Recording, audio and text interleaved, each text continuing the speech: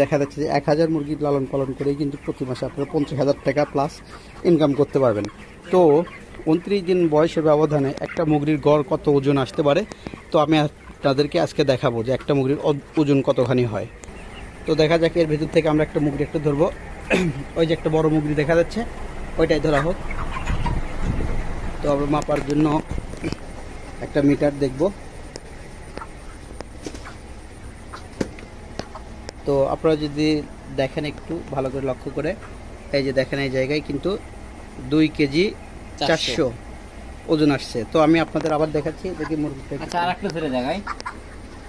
এই যে এটা কিন্তু জাস্ট এটার কিন্তু ওয়েটটা দেখাচ্ছে যে উঠে আসছে কত। আরেকটা মুরগি যদি ধরে দেখাই তাহলে বুঝতে পারবেন। এই যে দেখুন,